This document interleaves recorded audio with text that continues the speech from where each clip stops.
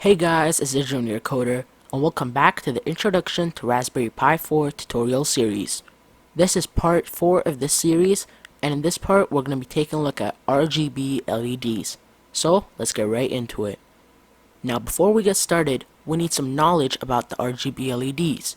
RGB stands for red, green, and blue, and the RGB LED combines red, green, and blue to produce over 16 million different colors. So now that we know what that means, let's get to the project. Now before we build the project, we need to go over the parts used in this project. So first, you need a breadboard. Then you need 4 female to male jumper wires.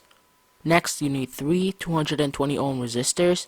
And lastly, you need an RGB LED. So now that we're done going over the parts used, let's get into building this project. So first, we're going to take a look at the Raspberry Pi itself. As we said in part 3, the Raspberry Pi 4 has 40 GPIO pins. So here is a helpful image for the GPIO pins.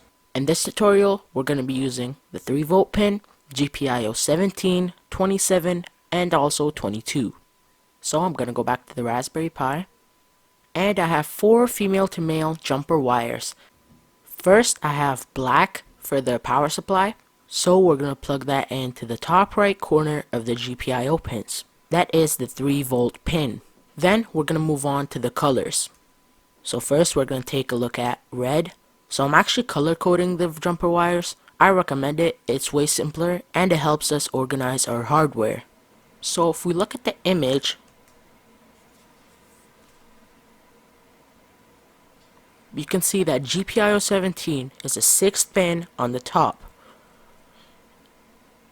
So it's actually this way, and as you can see, 6th on the top from the right. So if you take a look at both, you can see that the 3-volt pin is on the top right, and the GPIO 17 pin should be 6 pins over.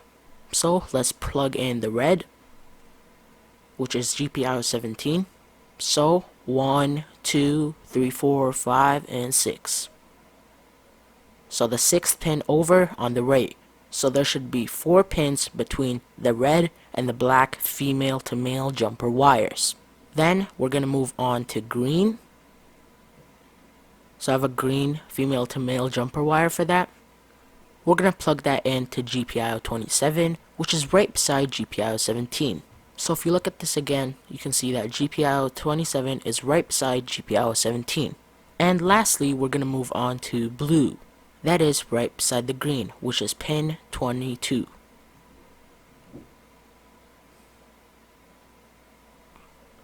Okay, so now we should have 4 female to male jumper wires plugged in to the GPIO pins.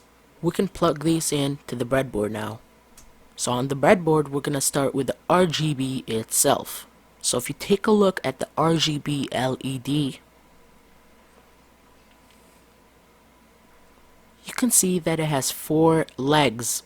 So one of them is actually longer than the other ones. That is the positive leg. That's what's going to be getting all the voltage. So we're going to be plugging in the black female to male jumper wire into that. And the other ones are either red, green, or blue. So this one is red, this one is green, and lastly this one is blue. So you can put that anywhere on the breadboard. I'll just put it here. And then we're going to get the black female to male jumper wire. And we're going to plug that into the positive leg. So if you take a look, actually I'm going to put it somewhere else so you can see it better. So we're going to be plugging that in right here. That is a positive leg. So 2 from the right, which is row 35. So row 35 is the black female to male jumper wire and the longest leg on the RGB. So I'm going to put that back. And now we're going to get some resistors. So I'm using 220 ohm resistors. If you take a look at the resistor color code chart, you can see that 220 ohm is red, red, black, black, and brown. And if you take a look at our resistors, it is the same. So red, red, black, black, and brown. So that means we have 220 ohm resistors. And these are all the same. All three of them are the same color. So now we're going to bend those like this so we can plug them in.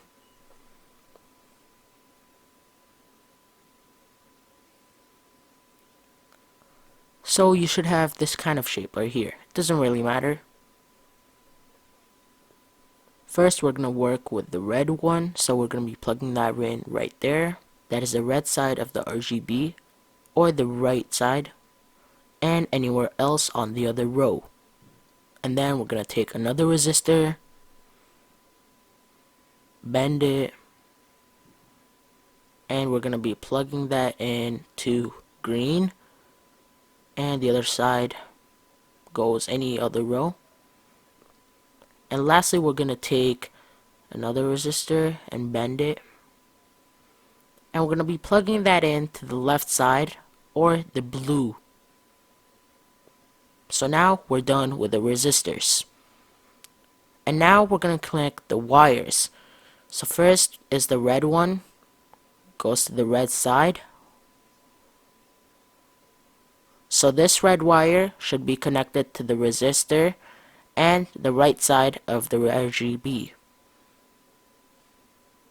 So basically right now it's the left side is blue, the one right beside it is green, and the right side is red. So the red should be on the right side, and also we have the positive 2 from the right. And then we have green next, so we'll get the green wire, and we'll plug that in 2 from the left.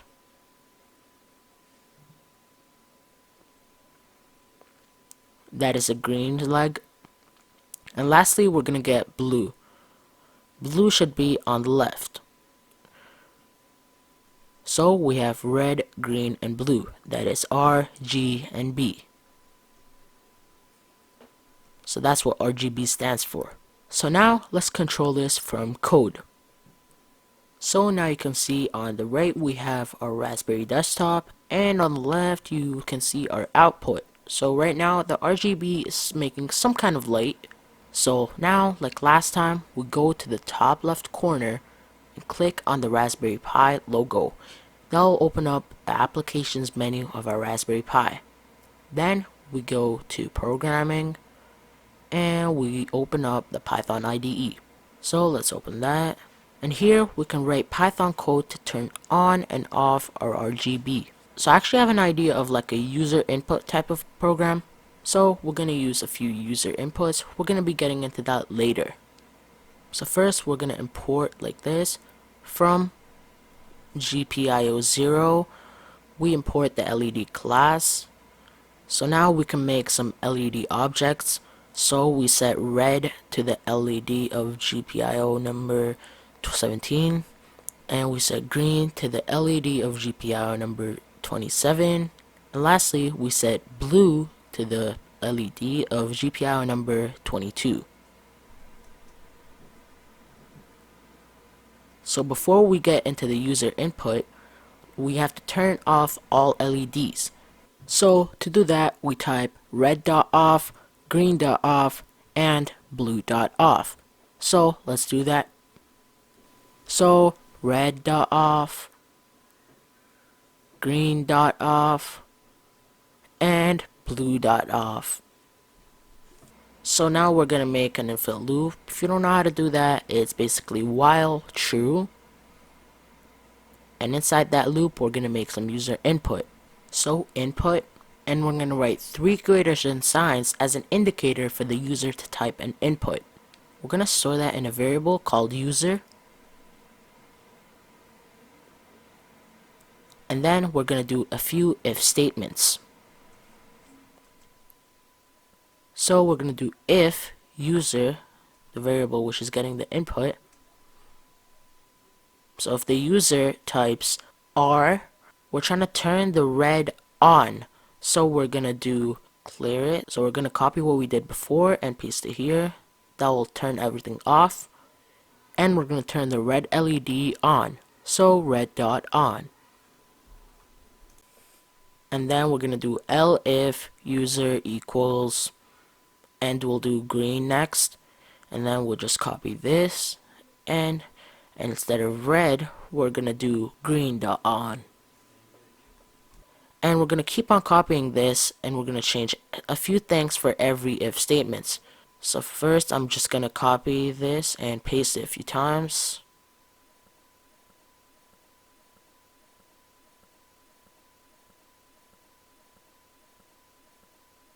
That should be enough for now. And we're gonna change this, so this should be blue. And we're turning blue dot on. And we're gonna do RGB, so if everything. So we're gonna turn everything on. Red dot on, green dot on, and blue dot on. Red, green, blue, RGB, okay. And we're gonna do RG, and we're gonna do RB, and lastly we're gonna do GB. So for RG, we're gonna turn red dot on and green dot on. For RB, we're turning red dot on and blue dot on. And for GB, GB should be green, blue now. So green dot off and blue dot off. And lastly, we're gonna do an else. So we want it to be if the user types anything else than RGB, we want it clear, so everything turns off. So we're just gonna copy this and paste it right here. So this will turn everything off. So while this works, we're repeating ourselves several times, especially when we're turning everything off. So a way to organize our code here is to make a function for turning everything off. So when we want to just turn everything off, we just call that function instead of typing 3 lines every time. So right before we turn everything off here, we're going to define a function. Let's call that function clear. So def clear. And in that function, we're going to turn everything off. So now we can just basically type clear. So that saves us a lot of space. So now let's just call that every time. So as you can see, we saved a lot of space. So we have less code, but our result will be the same. So now we're going to run our program, and it will ask us to save our program. I'm just going to call it RGB LED, and I'm going to click OK. So that saved it, and now it's running. So it's asking for us to type some input. So we're going to type R. As you can see, it turns red on. If we type G, green turns on. B, blue turns on. RG, yellow. GB, RB is purple. And RGB is like a whitish, it's very bright. And if we do anything else than these inputs, let's say W, we'll turn it back off. So that'll be it for part 4. If you learned something, don't forget to like, share, and subscribe to my channel. Keep a lookout for part 5 of this series. And I'll catch you next time. Bye.